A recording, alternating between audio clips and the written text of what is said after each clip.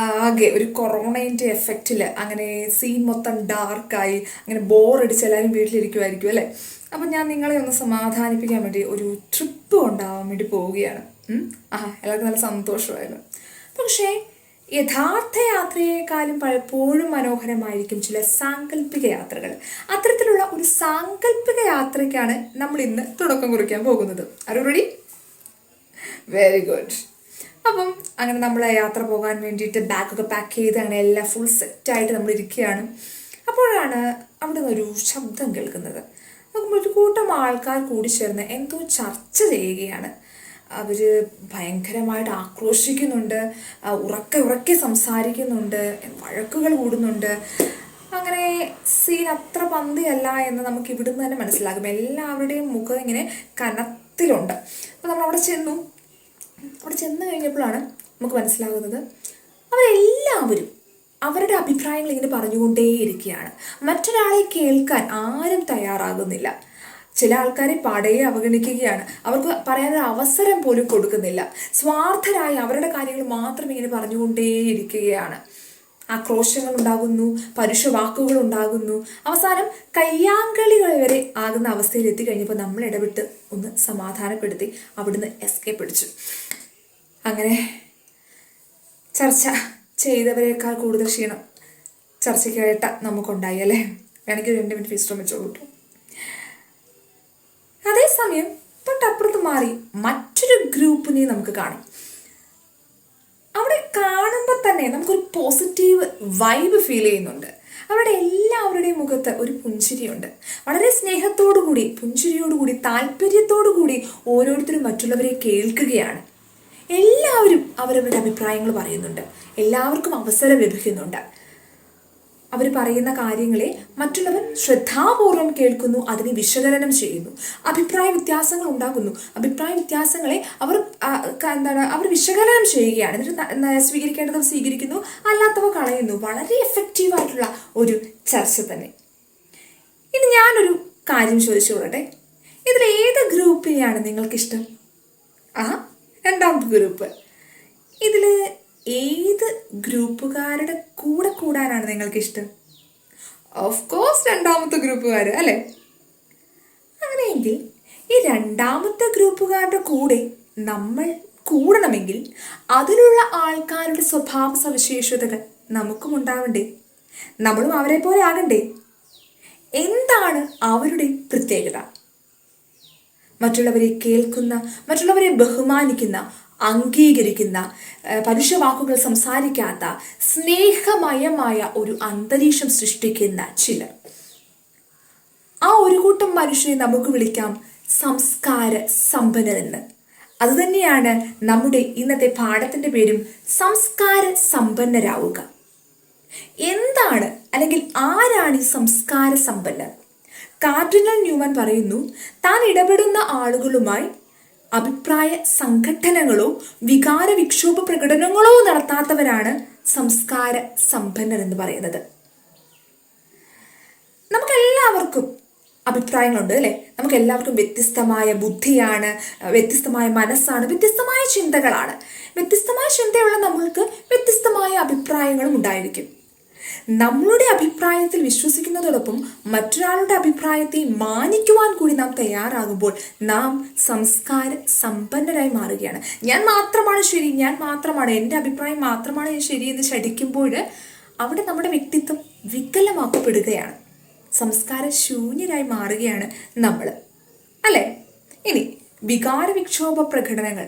നമുക്ക് എല്ലാവർക്കും വികാരമുണ്ട് അല്ലേ. ഫോർ എക്സാമ്പിൾ ഒരു ദേഷ്യം. നമ്മൾ ദേഷ്യപ്പെടാത്തവരായിട്ട് ആരും തന്നെ ഉണ്ടാവില്ല അല്ലെ. പലപ്പോഴും നമ്മുടെ ദേഷ്യത്തിന് ഇരകളാകുന്നത് നമ്മുടെ വീട്ടിലെ ആൾക്കാരോ അല്ലെങ്കിൽ നമ്മുടെ സ്കൂളിലെ ആൾക്കാരോ നമ്മുടെ ഫ്രണ്ട്സും ഒക്കെ ആയിരിക്കും അല്ലെ. അപ്പം ഈ ദേഷ്യം ഒരു വല്ലാത്ത പെശകുള്ള ഒരാളാണ്. കാരണം ഈ ദേഷ്യം കൊണ്ട് നമ്മളുടെ പല സ്നേഹബന്ധങ്ങൾക്കും ഒരിക്കലും മാറ്റാൻ സാധിക്കാത്ത ഒരു മുറിവ് തന്നെ ഉണ്ടാക്കാൻ സാധ്യതയുണ്ട് അല്ലെ. പല പിണക്കങ്ങളും അല്ലേ, പല പ്രശ്നങ്ങളും ഉണ്ടാകുന്നത് ഈ ദേഷ്യത്തിൽ നിന്ന് തന്നെയാണ്. നിങ്ങൾ ദേഷ്യപ്പെടാതിരിക്കാൻ ഞാനൊരു ചെറിയ ടിപ്പ് പറഞ്ഞുതരാം. നമ്മളോട് ആരെങ്കിലും ദേഷ്യപ്പെട്ട് കഴിഞ്ഞിട്ടുണ്ടെങ്കിൽ നമ്മളപ്പം മനസ്സിലോട് പറയുക, 24 മണിക്കൂറിന് ശേഷം ഞാൻ ഇതിന് തിരിച്ച് ദേഷ്യപ്പെടും, അല്ലെങ്കിൽ ഞാൻ ഇതിന് തിരിച്ച് മറുപടി പറയും. ഓക്കെ, 24 മണിക്കൂറിന് ശേഷം നമ്മളൊന്ന് ആലോചിക്കുക, അയാൾ നമ്മളോട് ദേഷ്യപ്പെട്ടതിൽ എന്തെങ്കിലും ന്യായമുണ്ടോ, അല്ലെങ്കിൽ എന്തെങ്കിലും വാസ്തവമുണ്ടോ? വാസ്തവമുണ്ട് എങ്കിൽ, ന്യായമുണ്ട് എങ്കിൽ അയാളോട് തിരിച്ചു ദേഷ്യപ്പെടാൻ നമുക്ക് യാതൊരു അർഹതയുമില്ല. ഇനി വാസ്തവമില്ല എങ്കിൽ, ന്യായമില്ല എങ്കിൽ അത് അയാളുടെ കാര്യം, അതിൽ ഞാൻ ഇടപെടേണ്ട ആവശ്യമില്ല. അങ്ങനെയൊന്ന് മാറി ചിന്തിച്ചാൽ മതി. നമ്മുടെ മനോഭാവമാണ് നമ്മുടെ ജീവിതത്തെ നിയന്ത്രിക്കുന്നത്. മദർ തെരേസയുടെ ഒരു കഥ കേട്ടിട്ടുണ്ട്. മദർ തെരേസ ഒരിക്കൽ തൻ്റെ ആശ്രിതർക്ക് വേണ്ടിയിട്ട് സഹായം യാചിച്ചുകൊണ്ട് ഒരു പ്രഭുവിൻ്റെ അടുത്തെത്തിയിട്ട് കൈ നീട്ടിയിട്ട് പറഞ്ഞു, എൻ്റെ മക്കൾക്ക് എന്തെങ്കിലും ഒരു സഹായം ചെയ്യണം, എന്തെങ്കിലും തരണമെന്ന്. ആ പ്രഭു മദറിൻ്റെ കയ്യിൽ കാർക്കിച്ചു തുപ്പി. എന്തായിരിക്കും അങ്ങനെ ഒരു സിറ്റുവേഷനിൽ നമ്മുടെയൊക്കെ പ്രതികരണം? പല ഉത്തരങ്ങളും വരുന്നുണ്ട്. പക്ഷെ മദർ ചെയ്തത് ഒരു പുഞ്ചിരിച്ചുകൊണ്ട് ആ കൈ മടക്കി ഹൃദയത്തോട് ചേർത്തിട്ട് അടുത്ത കൈ നീട്ടിയിട്ട് പറഞ്ഞു, ഇത് എനിക്കുള്ളതായി, ഇനി എൻ്റെ മക്കൾക്കുള്ളത് തരുമോ? ആ ഒരൊറ്റ വാക്ക്, ആ ഒരൊറ്റ പെരുമാറ്റം ആ പ്രഭുവിന് മാനസാന്തരമുണ്ടാക്കി. മദറിൻ്റെ ഈ ഒരു മനോഭാവമാണ് സംസ്കാര സമ്പന്നരുടെ പ്രത്യേകത. അവരുടെ ആറ്റിറ്റ്യൂഡാണ് മറ്റു മനുഷ്യരിൽ നിന്നും അവരെ വ്യത്യസ്തരാക്കുന്നത്. സംസ്കാര സമ്പന്നർ തൻ്റെ ചുറ്റുപാടുകളെ കുറിച്ചും ബോധവാന്മാരായിരിക്കും. അവരിപ്പം നമുക്ക് കാണാം, നമ്മളിപ്പം നിങ്ങളിപ്പോൾ ഒരു ബസ്സിൽ യാത്ര ചെയ്യുകയാണ്. ബസ്സിൽ യാത്ര ചെയ്ത് നിങ്ങൾ ടിക്കറ്റ് എടുക്കാതെ, കണ്ടക്ടർ നിങ്ങളോട് ചോദിക്കാൻ വിട്ടുപോയി, നിങ്ങൾ ടിക്കറ്റ് എടുക്കാതെ നിങ്ങളുടെ സ്റ്റോപ്പിൽ ഇറങ്ങി. ഞാൻ അയാളെ പറ്റിച്ചു എന്ന് വീമ്പ് പറയുന്ന ചിലരെ ഞാൻ കണ്ടിട്ടുണ്ട്. ആക്ച്വലി അവിടെ നിങ്ങളുടെ സംസ്കാര ശൂന്യതയല്ലേ നിഴലിച്ചത്? ടിക്കറ്റ് എടുത്ത് ബസ്സിൽ യാത്ര ചെയ്യുക എന്നുള്ളത് നമ്മുടെ കടമയാണ്. ആ ടിക്കറ്റ് എടുക്കാതെ കള്ളത്തരത്തിലൂടെ നമ്മൾ അവിടെ ചെന്നിറങ്ങിയപ്പോൾ 2 രൂപ, 5 രൂപ അല്ലെങ്കിൽ 10 രൂപ നമ്മൾ ലാഭിച്ചു കാണും. പക്ഷെ അവിടെ നശിച്ചത് നമ്മുടെ നമ്മുടെ സംസ്കാരമായിരുന്നു. ആ ഒരു തിരിച്ചറിവ് നമുക്കുണ്ടായിരിക്കണം. ഒരു കടയിൽ കയറി വളരെ തിരക്കുള്ള കടയിൽ നിന്നും കടക്കാരൻ കാണാതെ എന്തെങ്കിലും ഒരു സാധനം അടിച്ചു മാറ്റിയിട്ട് ഫ്രണ്ട്സിനോട് വീമ്പിളക്കുകയാണ്. അയാളൊരു മണ്ടനായിരുന്നു, അയാൾ അങ്ങോട്ട് തിരിഞ്ഞപ്പോൾ ഞാനിത് അടിച്ചു മാറ്റി. എത്രമാത്രം വികലമായ ചിന്താഗതിയാണ് അല്ലേ? എത്രമാത്രം സംസ്കാര ശൂന്യതയാണ് ഇത്തരം പ്രവർത്തനയിൽ നാം കാണുന്നത്. ഇനി നമുക്ക് നമ്മുടെ സ്കൂളിലേക്കൊന്ന് വരാം. സ്കൂളിൽ നല്ല പോളിഷ് ചെയ്ത ഡെസ്ക്, പെയിന്റ് അടിച്ച ചുമര്, അതിൽ എത്ര അഭിമാനത്തോടു കൂടിയാണ് നമ്മൾ നമ്മുടെ പേര്, നമ്മുടെ ഗ്യാങ്ങിൻ്റെ പേരും കോറിയിടുന്നത്, ചുമരിൽ എഴുതി വെക്കുന്നത്.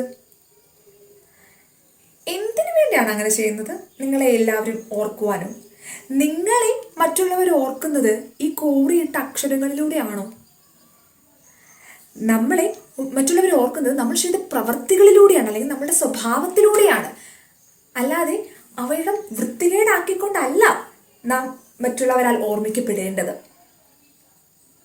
ഇത്തരത്തിലുള്ള പക്വമല്ലാത്ത ചില പ്രവർത്തികൾ നമ്മുടെ സംസ്കാര ശൂന്യതയെ തന്നെയാണ് കാണിക്കുന്നത്. ബാത്റൂമിൻ്റെ ചുമരുകളിൽ എഴുതി വെക്കുന്നത്, ബസ് സ്റ്റോപ്പിൻ്റെ ഒക്കെ ചുമരുകളിൽ ഓരോന്ന് എഴുതി വെക്കുന്നത്, അതൊക്കെ ഒരു സംസ്കാര സമ്പന്നനായ ഒരു വ്യക്തിക്ക് യോജിച്ചതല്ല. അതൊന്നും അത്തരത്തിലുള്ളതൊക്കെ നമ്മുടെ വ്യക്തിത്വത്തെ കൂടുതൽ വികലമാക്കി മാറ്റുകയാണ് ചെയ്യുന്നത്. ഒരു മനുഷ്യനെ നിരീക്ഷിച്ചിട്ടുണ്ടെങ്കിൽ നമുക്ക് അയാളുടെ ഒരു ലെവൽ മനസ്സിലാകും. പുസ്തകം വായിക്കുമ്പോൾ തന്നെ ചില ആൾക്കാരാണ് തുപ്പലം തൊട്ടിട്ട് പുസ്തകം മറിക്കുന്നത്. അതുപോലെ ചുറ്റുപാടും വൃത്തിയില്ലാതെ എല്ലാം വലിച്ചു വാരി അലങ്കോലമാക്കിയിട്ട് ജീവിക്കുന്നത്. ഇതൊക്കെ എന്താണ്? ചെറിയ കാര്യങ്ങളാണെങ്കിൽ പോലും നമ്മുടെ വ്യക്തിത്വത്തിനെ അത് വളരെ മോശമായ രീതിയിൽ തന്നെ സ്വാധീനിക്കുന്ന ഒന്നാണ്. 4 കാര്യങ്ങളാണ് നമ്മൾക്ക് സംസ്കാര സമ്പന്നരായി തീരാൻ നമ്മളെ സഹായിക്കുന്ന ഘടകങ്ങളെന്ന് ഗോപിനാഥ് മുതുകാട് പറഞ്ഞിട്ടുണ്ട്. ഒന്നാമത്തെ കാര്യം, control your thoughts when you are alone. നമ്മൾ ഒറ്റയ്ക്കായിരിക്കുമ്പോഴാണ് നമുക്ക് പല ചിന്തകളും വരുന്നത്. അത് നല്ലതോ ചീത്തയോ ഒക്കെ ഉണ്ടെങ്കിലും കുറച്ചും കൂടി മുൻതൂക്കം ചീത്ത ചിന്തകൾക്ക് തന്നെയാണ്. കാരണം അവിടെ നമ്മളെ കാണുവാൻ ആരുമില്ല, നമ്മളെ നിരീക്ഷിക്കാൻ ആരുമില്ല, നമ്മളെ ജഡ്ജ് ചെയ്യാൻ ആരുമില്ല. സോ നമുക്ക് എന്തും ചിന്തിക്കാം, നമുക്ക് എന്തും ചെയ്യാം. അത്തരത്തിലുള്ള സാഹചര്യങ്ങളിൽ നമ്മുടെ ചിന്തകളെ നാം കൺട്രോൾ ചെയ്തില്ല എങ്കിൽ നമുക്ക് നമ്മളുടെ മൂല്യങ്ങൾ ചിലപ്പോൾ നഷ്ടപ്പെടാൻ സാധ്യതയുണ്ട്. നമ്മുടെ സംസ്കാര സമ്പന്നതയെ കുറയുവാൻ സാധ്യതയുണ്ട്. സംസ്കാര ശൂന്യരായി നമ്മൾ മാറപ്പെടുകയാണ് അത്തരം സിറ്റുവേഷൻസിൽ. അതുകൊണ്ട് തന്നെ നമ്മൾ ഒറ്റയ്ക്കായിരിക്കുമ്പോൾ നമ്മുടെ ചിന്തകളെ നാം കൺട്രോൾ ചെയ്യണം. നമ്മുടെ മനസ്സ് നമ്മളെ കൺട്രോൾ ചെയ്യാനല്ല, നമ്മൾ നമ്മുടെ മനസ്സിനെ കൺട്രോൾ ചെയ്യണം. അതായിരിക്കണം നാം ചെയ്യേണ്ടത്. Next one, control your tongue when you are in A group. ഒരു ഗ്രൂപ്പിലായിരിക്കുമ്പോൾ, എസ്പെഷ്യലി നമ്മൾ നമ്മുടെ ഫ്രണ്ട്സിൻ്റെ ഒരു സർക്കിളിലായിരിക്കുമ്പോൾ നമ്മൾ വായി തോന്നിയതെല്ലാം നമ്മൾ വിളിച്ചു പറയും. നമുക്കൊരു ലൈസൻസും ഉണ്ടാകത്തില്ല. പക്ഷെ കുറച്ച് കഴിഞ്ഞ് കഴിയുമ്പോൾ നമ്മൾ വിചാരിക്കും, ഓ അത് പറയണ്ടായിരുന്നു എന്ന്. നമ്മൾ തമാശയ്ക്ക് പറഞ്ഞത്, കാര്യത്തിന് പറഞ്ഞത് ഒക്കെ ചില കാര്യങ്ങൾ മറ്റൊരാളിൽ ചിലപ്പോൾ വളരെ വേദന ഉണ്ടാക്കിയിട്ടുണ്ടായിരിക്കാം. നമ്മുടെ പഞ്ചേന്ദ്രിയങ്ങൾ 5 ഉണ്ട് അല്ലേ? കണ്ണ്, മൂക്ക്, ചെവി, ത്വക്ക്, നാക്ക്. ഇതിൽ നാക്ക് മാത്രമാണ് ഇങ്ങനെ അടച്ചുപൂട്ടിയിരിക്കുന്നത്, അതെപ്പോഴും തുറന്നിരിക്കുന്നില്ല. പക്ഷെ ഏതു നിമിഷവും സ്ലിപ്പാവാൻ പറ്റുന്ന ഒരു സ്ഥലത്താണ് നാക്കിരിക്കുന്നത്. സോ നമ്മുടെ നാക്കിനെ നമ്മൾ തന്നെ കൺട്രോൾ ചെയ്യണം. കാരണം അത് വരുത്തി വെക്കുന്ന ചില പ്രശ്നങ്ങൾ അത് നമുക്ക് പിന്നെ തിരുത്താൻ പറ്റിയെന്ന് വരില്ല. പോയ വാക്കിന് നമുക്ക് ഒരിക്കലും തിരിച്ചെടുക്കാനും വേണ്ടി സാധിക്കുകയില്ല. അപ്പോൾ നമ്മൾ സംസ്കാര സമ്പന്നരാണ്, അല്ലെങ്കിൽ നമ്മുടെ ആകർഷകമായ വ്യക്തിത്വം ഉണ്ടായി തീരുവാനായിട്ട് നാം ചെയ്യേണ്ട രണ്ടാമത്തെ കാര്യം നമ്മുടെ നാക്കിനെ നിയന്ത്രിക്കുക എന്നാണ്. മൂന്നാമത്തെ കാര്യം, control your emotions when you are in trouble. നമ്മൾ എന്തെങ്കിലും പ്രശ്നത്തിൽ വന്നു കഴിയുമ്പോൾ നമ്മുടെ വികാരങ്ങളെ നമ്മൾ നിയന്ത്രിക്കണം. അങ്ങനെ നിയന്ത്രിക്കാൻ സാധിക്കാതെ വരുമ്പോഴാണ് പലപ്പോഴും ആത്മഹത്യ പോലെയുള്ള വലിയ വലിയ പാപങ്ങളിലേക്ക് ചെന്ന് ചാടുന്നത്. നമുക്ക് ഇപ്പം ഓരോ സിറ്റുവേഷനെ അല്ലെങ്കിൽ ഒരു പ്രതിസന്ധി തരണം ചെയ്യാനുള്ള ധൈര്യം ഇല്ലാതാകുമ്പോൾ നമ്മളവിടെ അധപതിക്കുകയാണ്. ഇപ്പം നിങ്ങൾ പല കാരണങ്ങളാണ് നിങ്ങൾ ഹോംവർക്ക് ചെയ്യാതെ വരും അല്ലേ? ഹോംവർക്ക് ചെയ്തില്ല എന്ന് കരുതി ക്ലാസ്സിൽ വരാതിരിക്കുന്നത് എത്രമാത്രം ഭീരുത്വം നിറഞ്ഞ കാര്യമാണെന്ന് അറിയാമോ? ധൈര്യപൂർവ്വം ക്ലാസ്സിൽ വരിക, ബാക്കി വരുന്നിടത്ത് വെച്ച് കാണുക എന്ന് വിചാരിക്കുക. അതേപോലെ പരീക്ഷയ്ക്ക് മുഴുവൻ പഠിച്ചു കഴിഞ്ഞില്ല എന്ന് കരുതി പരീക്ഷ എഴുതാതിരിക്കരുത്. ഉള്ളത് വെച്ച് പരീക്ഷയെ ഫേസ് ചെയ്യുക, ജയിക്കുകയോ തോൽക്കുകയോ അത് മറ്റൊരു കാര്യം. പക്ഷെ ആ പ്രതിസന്ധി ഘട്ടത്തിൽ നമ്മൾ തരണം ചെയ്യുക, നമ്മൾ നേരിടുക. ഓരോ സമയവും കടന്നു പോകുമെന്ന് നാം ഓർക്കണം. ആ സാഹചര്യം അല്ലെങ്കിൽ ആ സമയം അത് കടന്നു പോകാൻ നാം തന്നെ അനുവദിക്കണം. അങ്ങനെ ധൈര്യപൂർവ്വം നമ്മൾ പ്രശ്നങ്ങളിൽ, പ്രതിസന്ധികളിൽ നേരിടണം. അടുത്തത്, control your temper when you are in anchor. നമ്മുടെ ദേഷ്യത്തെ നാം കൺട്രോൾ ചെയ്യണം. ഇന്ന് ജയിലിൽ കിടക്കുന്ന പലരും ഒരു നിമിഷത്തെ ഒരു ദേഷ്യത്തിൻ്റെ പുറത്ത് ചെയ്തു പോയ കാര്യത്തിൻ്റെ ഫലമായിരിക്കും ഇപ്പോൾ അനുഭവിച്ചുകൊണ്ടിരിക്കുന്നത് അല്ലേ? ആ ഒരു നിമിഷം അവരുടെ ആ ഒരു വികാരം അവരെ കീഴ്പ്പെടുത്തി കഴിഞ്ഞപ്പോൾ ആ ഒരു സമയത്ത് ചെയ്ത തെറ്റാണ് അവരിപ്പോഴും അനുഭവിച്ചുകൊണ്ടിരിക്കുന്നത്. നേരത്തെ പറഞ്ഞതുപോലെ തന്നെ നമ്മുടെ ദേഷ്യം കൊണ്ട് നമ്മുടെ പല ബന്ധങ്ങളും മുറിവേൽക്കപ്പെടാം. അതുകൊണ്ട് തന്നെ നമ്മുടെ ദേഷ്യത്തെ കൺട്രോൾ ചെയ്യാം. അപ്പോൾ ഈ ഒരു 4 കാര്യങ്ങളിലൂടെ നമുക്ക് നമ്മുടെ വ്യക്തിത്വത്തെ കൂടുതൽ ആകർഷകമാക്കാം, നമുക്ക് കൂടുതൽ സംസ്കാര സമ്പന്നരായി മാറാം. ഈ സംസ്കാരത്തെ നമുക്ക് ആർജിച്ചെടുക്കാവുന്ന ഒന്നാണ്. നമ്മൾ എല്ലാവരും ജന്മന സംസ്കാര സമ്പന്നരായിട്ടൊന്നുമല്ല വളരുന്നത്. അവരുടെ ജീവിത സാഹചര്യങ്ങൾ, അവരുടെ അനുഭവങ്ങൾ അതെല്ലാം ചേർന്നിട്ടാണ് ഓരോരുത്തരും സംസ്കാര സമ്പന്നരായി തീരുന്നത്. ഒരു സമൂഹത്തിൽ ഇടപെടുന്നത്, നമ്മുടെ മാന്യത നിശ്ചയിക്കപ്പെടുന്നത് എല്ലാം നമ്മളുടെ ജീവിത സാഹചര്യങ്ങളിലൂടെയാണ്. ഒരു ഗ്രാമത്തിലെ ഒരു നല്ല കായികാഭ്യാസിയായിട്ടുള്ള ഒരു കുട്ടി ഉണ്ടായിരുന്നു. അപ്പം അവന് നല്ല ഇഷ്ടമാണ് ഓടാനൊക്കെ. അപ്പോൾ അവനും അവൻ്റെ ഫ്രണ്ട്സും കൂടി തീരുമാനിച്ചു നമുക്കൊരു ഓട്ട മത്സരം നടത്താമെന്ന്. അങ്ങനെ ആ ദിവസം കുറേ കാണികളും എത്തി കാണാൻ വേണ്ടിയിട്ട്. അങ്ങനെ അവർ ഓട്ട മത്സരം നടത്തി. അങ്ങനെ ഓട്ട മത്സരം തുടങ്ങാനുള്ള വിസിൽ മുഴങ്ങി. അവൻ സർവ്വശക്തിയും എടുത്ത് മുന്നോട്ട് കുതിച്ചു. അവൻ ഒന്നാമതെത്തി. കാണികൾ അവന് വേണ്ടി കൈകളടിച്ചു, ആർത്തു വിളിച്ചു, അഭിനന്ദനങ്ങൾ അറിയിച്ചു. അവൻ ആവേശത്തോടു കൂടി വിളിച്ചു പറഞ്ഞു, അടുത്ത മത്സരം. അങ്ങനെ അടുത്ത മത്സരത്തിൽ തുടങ്ങി. ഇപ്പോൾ പ്രാവശ്യം അവൻ്റെ കൂടെ മത്സരിക്കാൻ വേണ്ടി വരുന്നത് 2 മുതിർന്ന ആൾക്കാരാണ്. അങ്ങനെ അവർ 3 പേരും കൂടി മത്സരിക്കാൻ തുടങ്ങി. ഇപ്രാവശ്യവും അവൻ തന്നെ ജയിച്ചു. ആളുകൾ വീണ്ടും അവന് വേണ്ടി കരഘോഷങ്ങൾ മുഴക്കി, ആർപ്പു വിളിച്ചു, അഭിനന്ദനങ്ങൾ അറിയിച്ചു. അങ്ങനെ അവന് വീണ്ടും ആവേശമായി അവൻ വിളിച്ചു പറഞ്ഞു, അടുത്ത മത്സരം. ഇതെല്ലാം കണ്ടുകൊണ്ട് ആ സദസ്സിൻ്റെ ഇടയിൽ ഒരു വൃദ്ധൻ ഇരിക്കുന്നുണ്ടായിരുന്നു. വൃദ്ധൻ പതുക്കെ എഴുന്നേറ്റ് പുഞ്ചിരിച്ചുകൊണ്ട് അവൻ്റെ അടുത്തേക്ക് വന്നു, പറഞ്ഞു, ഇനി നീ മത്സരിക്കേണ്ടത് ഇവരോട് കൂടിയാണ്. എന്നിട്ട് ഒരു വൃദ്ധയായ ഒരു സ്ത്രീയെയും ഒരു അന്ധനായ മനുഷ്യനെയും അവന് കാണിച്ചു കൊടുത്തു. അവൻ ചോദിച്ചു, നിങ്ങൾ തന്നെ കളിയാക്കുവാണോ? ഞാൻ ഈ 2 മത്സരം ചോദിച്ചാൽ ഞാൻ ഇവരോട് കൂടിയാണ് മത്സരിക്കേണ്ടത്. അപ്പം വൃദ്ധൻ പറഞ്ഞു, ഞാൻ കളിയാക്കൊന്നുമല്ല, നീ ഇവരോട് കൂടി തന്നെയാണ് മത്സരിക്കേണ്ടത്. അവൻ പറഞ്ഞു, ഓക്കെ മത്സരിക്കാം. അങ്ങനെ മത്സരിച്ചു. സ്വാഭാവികമായും അവൻ തന്നെ ജയിച്ചു. അവൻ വീണ്ടും കരങ്ങൾ ഉയർത്തി കാണികളെ നോക്കിക്കഴിഞ്ഞപ്പോൾ ഒരാൾ പോലും അവന് വേണ്ടി കൈയടിക്കുന്നുണ്ടായിരുന്നില്ല. ഒരാൾ പോലും അവന് വേണ്ടി ആർപ്പ് വിളിക്കുന്നുണ്ടായിരുന്നില്ല. ഒരാൾ പോലും അവനെ അഭിനന്ദിക്കുന്നുണ്ടായിരുന്നില്ല. അവൻ തിരിഞ്ഞു നോക്കിയപ്പോൾ ആ വൃദ്ധയും അന്ധനും അപ്പോഴും ആ സ്റ്റാർട്ടിംഗ് പോയിന്റിൽ തന്നെ നിൽക്കുകയാണ്. ഒരു സ്റ്റെപ്പ് പോലും അവർ മുന്നോട്ട് വെച്ചിട്ടില്ല. വൃദ്ധൻ പതുക്കെ അവൻ്റെ അടുത്തേക്ക് വന്നു. അവനോട് പറഞ്ഞു, സബാഷ്, നീ ഈ മത്സരത്തിൽ വിജയിച്ചു. ഇനി അവസാന റൗണ്ട്. ഈ റൗണ്ടിലൊരു പ്രത്യേകതയുള്ളത്, നിങ്ങൾ 3 പേരും ഒരുമിച്ച് വേണം ഫിനിഷിംഗ് പോയിന്റിലെത്താൻ. എങ്കിൽ മാത്രമേ നിങ്ങൾ വിജയിച്ചു എന്ന് എനിക്ക് പറയാൻ സാധിക്കുകയുള്ളൂ. അവൻ ഓക്കെ എന്ന് പറഞ്ഞു. അങ്ങനെ മത്സരം ആരംഭിച്ചു. അവൻ അവൻ്റെ വലത് കൈയിൽ വൃദ്ധയെയും ഇടത് കൈയിൽ അന്ധനെയും പിടിച്ച് മുന്നോട്ട് നീങ്ങി. പക്ഷേ ഇപ്രാവശ്യം അവരുടെ ഓരോ സ്റ്റെപ്പിലും കാണികൾ ആർപ്പ് വിളിച്ചു. ഓരോ സ്റ്റെപ്പിലും കാണികൾ കരഘോഷങ്ങൾ മുഴക്കി.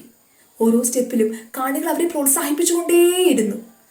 അവനൊന്നും മനസ്സിലാകുന്നുണ്ടായിരുന്നില്ല. അവസാനം ഫിനിഷിംഗ് പോയിന്റിൽ അവർ 3 പേരും ഒരുമിച്ച് കാര്യങ്ങൾ എടുത്തു വെച്ചു. അവൻ വൃദ്ധനോട് ചോദിച്ചു, ശരിക്കും ഞങ്ങളിൽ ആർക്ക് വേണ്ടിയാണ് ഈ ആളുകൾ കൈയടിച്ചത്? വൃദ്ധൻ പറഞ്ഞു, അവർ കൈയടിച്ചത് നിന്റെ പ്രവൃത്തിക്ക് വേണ്ടിയാണ് എന്ന്. അതുവരെ അവൻ അനുഭവിച്ചിട്ടില്ലാത്ത ഒരു ആത്മസംതൃപ്തിയും സന്തോഷവും അവൻ ആ നിമിഷം അനുഭവവേദ്യമായി. അവൻ പോലും അറിയാതെ അവൻ്റെ ജീവിതത്തിലേക്ക് ചില മൂല്യങ്ങൾ വരികയായിരുന്നു. അവൻ സംസ്കാര സമ്പന്നനായി മാറുകയായിരുന്നു. സ്വന്തമായിട്ടുള്ളൊരു നേട്ടം അല്ലെങ്കിൽ വിജയം മാത്രമല്ല യഥാർത്ഥ വിജയം എന്ന് അവൻ തിരിച്ചറിയുകയായിരുന്നു ആ നിമിഷത്തിലൂടെ.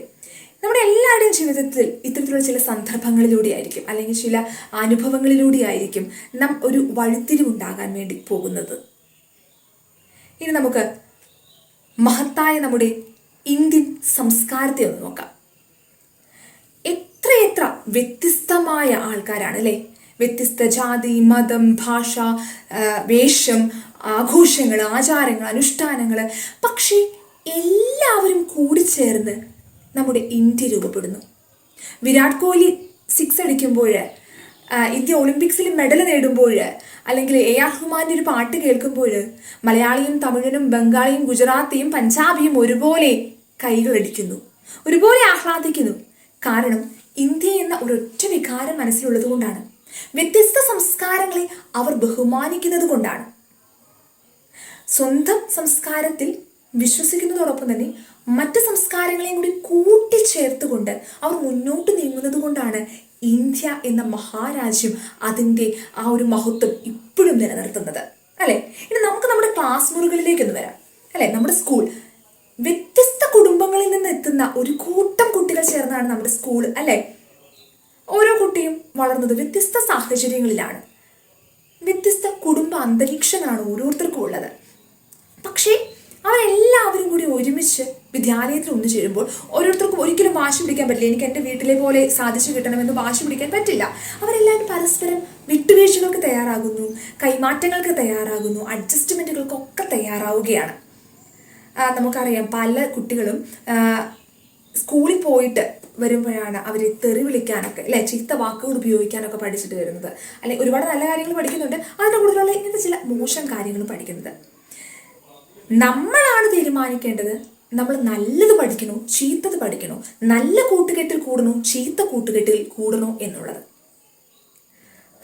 ബുദ്ധൻ്റെ ഒരു കഥയുണ്ട്.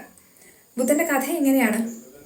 ഒരു മഞ്ഞുതുള്ളി പർവ്വതത്തിൻ്റെ മുകളിൽ നിന്നും യാത്ര പുറപ്പെടുകയാണ്.